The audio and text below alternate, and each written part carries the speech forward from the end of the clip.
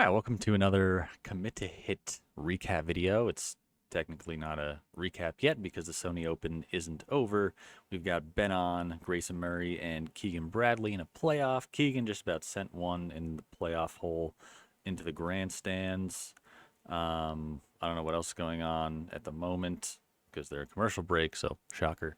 But yeah, remember at Commit to Hit on Twitter and as well as YouTube.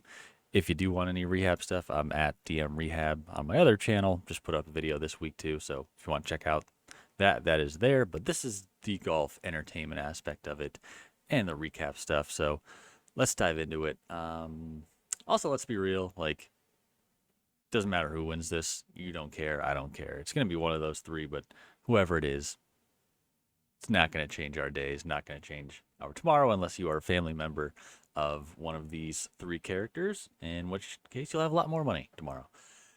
If anybody wins while we're doing this, I'll let you know. All right, Grayson Murray's actually going into the first playoff hole, and just a really bad shot there. Okay.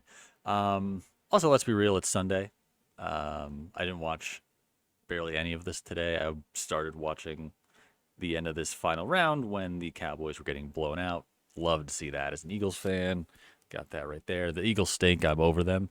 Um, the only thing that could really bring me happiness was if the Cowboys lost and they got blown out in an extraordinary fashion. So fully expect the Eagles to lose tomorrow. But Cowboys lost, so at least a little enjoyment out of it. This is a football podcast. We'll move on. So first, let's go to Dubai, where Rory had the first round lead at, I believe, 8 under. And he kind of stumbled throughout the rest of the week. Came into the day, I believe, one off or tied for the lead with Tommy Fleetwood. Was in position to win. It basically all came down to Tommy and Rory. Rory was in position to win, but just had a few awful holes this week. Had a 7 on a par 3 in round 2 after going into the water twice. Today in the final round, he 3-putted from 2 feet, and then on the 72nd hole, hooked a ball into the water on the left, which is the only place you really can't go, with a one-shot lead.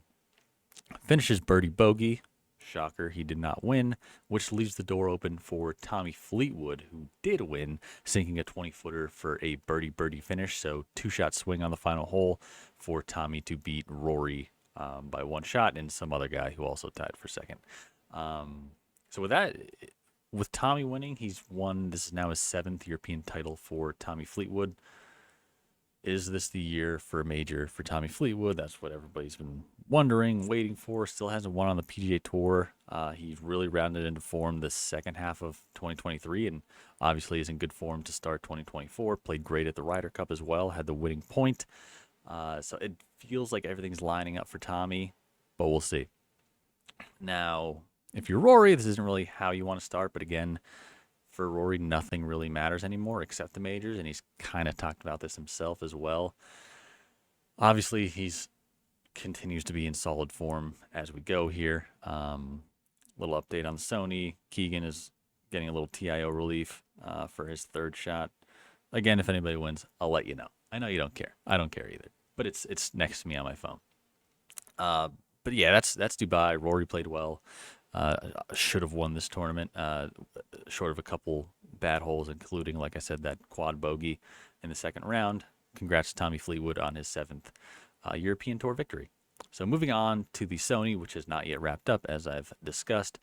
Just pardon my language, just a clusterfuck from like start to finish. Like this tournament was no big names in it. Did have a top 20 bet on Sahith Tigala, and of course he misses the cut after he's been playing well all year. Whatever, nobody cares about my wallet. But yeah, just not a lot of big names in this tournament, or not a lot of big names that were competing to win. There weren't a lot of big names at all. Anyway, I think who played? Tyrrell Hatton, I think, was the closest one. We don't even have to go to the leaderboard for this because, like I said, I don't think anybody cares. So going into the final round, Grayson Murray and Keegan Bradley came into the 4th round as the co-leaders, but there was a ton of guys that were within, I think, 1 or 2 shots of the lead, upwards of 10, or more. I don't know. I just know it was a lot. But like I said, don't need to go down the leaderboard because nobody cares about the rest of the field. One crazy thing that did happen today was a ridiculous TIO relief for Carl Yuan, I think, out of China. Um, he was within a shot of the lead, and he sends one knocks it out of the ballpark over the grandstands. But officials ruled that it was virtually certain that it was in the grandstands, but you could see the video. It was a home run knocked out of the ballpark, but he gets a free drop, gets away with a bogey. Thankfully, cannot win. I think any self-respecting player, if he did have a chance to win, would just DQ himself because that's disgusting. But glad to see he didn't win with that atrocious ruling there. And besides that, at the Sony, nobody else cares, or nothing else really going on that anybody would care about. They're still on the green. I think Ben On has a good shot at it, but none of them are in good spots right now. I'll let you know. Getting into golf news for the week. So the four big ones, we'll go picture in picture for this. So let's drop down a little bit. And we'll switch over here, a little picture in picture, get this out of the way. Okay, so we're up on Twitter, and then just going, I like the ones that I'm going to talk about. So we're going to start out with Michael Block.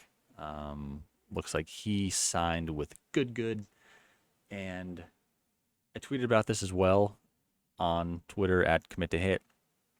I said this is basically a match made in heaven because the good guys, props to them for what they've done. They've attained a massive following, but to me, it's like their videos are like real life clickbait, and it doesn't do it for me at all.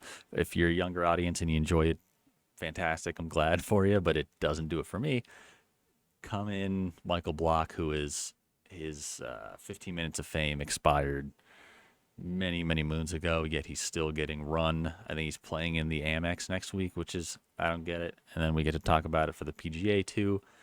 So Michael Block is like a walking clickbait, and he walks right into good. And like I said, I feel like all their videos are just like real life clickbait. So match made in heaven there. Next one, probably the biggest news of the week, which I thought was fantastic. Foreplay does a video with Tiger Woods, and the Foreplay guys don't even have to make the content. Tiger Woods makes it for them by challenging Riggs to a drive off, basically, long distance, and Tiger Woods just casually drops to two knees and rips one down the middle of the fairway. And I think that was Tiger trying to show the world that he's healthy, he's feeling good. The leg's doing good, back's doing good. If it's not, you don't just casually drop to two knees and rip a drive. So that was beyond the content. That was just really good to see how confident Tiger was getting up, getting down. You're able to see just how, not trying to be an injury analyst right now, but he just drops down, gets right back up. No problem there. So that's great to see. I can see Tiger competing for, I think in one of his events that he plays this year, Tiger Woods is going to have a shot to win, or at least be near the top of the leaderboard, purely based on him hitting a drive off his knees. So take that to the bank. Do with it what you will. And next one is, we've got, which this was a bizarre story. So basically, there's a tweet from, who was this? James Corrigan, that said, or a story from James Corrigan that said that Jay Monahan and Yasser recently had a lengthy phone conversation, their first since June 6th, and that has pushed negotiations forward substantially. Okay, cool. The biggest thing there is that it's June, July, August, September, October, November, December, January. It's 7 months since they talked. 7 months since they've had any conversation. And like, what is Jay Monahan still doing with a job as commissioner? Like, what is he been doing for 7 months? They had to push this timeline back because nobody's been doing anything for PGA Tour leadership. Like at some point, it's like you blame the players. Like get him out of there. Like what is he still doing there? He's driven you into almost off a cliff totally, and now he's basically just leaving you sitting on the edge and has done nothing for 7 months. Now I'm sure something's gotten done, but the fact they've had to push this timeline back, they're hoping to have it done for the Masters. It's another tough look for Jay Monahan, and I wonder at what point he gets fired. I I, I don't get it, but that's that. And then the final one, just totally random. I didn't like this one, but I'll just go back to uh, regular screen. There is what's his name? Let's see. I have it somewhere here. Ken Wyand, I believe his name. I think he's the executive and director of golf at Michael Jordan's Grove 23. He gets a sponsor invite to Dubai, playing with. He wasn't playing with guys like Rory and Tommy, but he was in the same field. Shoots 87, 82, 82, 86 to finish dead last at 54 over par, I believe, which is 39 shots worse than second to last. Some guys, I think, what's his name? I forget who it was, but he was bitching about him even being in the field. But you got to do what you got to do. If it's a sponsor invite, they can do whatever they want. They're putting up all this money, so they can invite whoever they want. And to bring a guy over who shoots 54 over is sick, to say the least. Um, but yeah, that's about all the news, the big news. I mean, do you want to say a sponsor invite is big news? No, but worthwhile news to hear about, I think, is interesting. So that's all I got, really. That's it. Enjoy the rest of tonight with football. Oh, wait, do we have a winner? Grayson Murray wins. How did he win? I don't know. I just see him fist pumping. It looks like he's done it. Good for him. I don't think he's, from all the stories you see, he doesn't seem like the most likable guy. But good for him. Gets PGA Tour victory. Good for him. Good for his family. And besides that, that's all I got. Enjoy football tonight, Lions and Rams, and go Birds tomorrow, even though I think they're going to lose.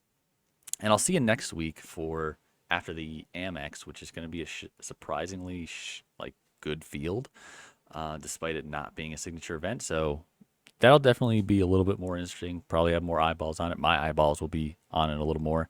And besides that, have a good week, and I will see you next time. All right, see ya.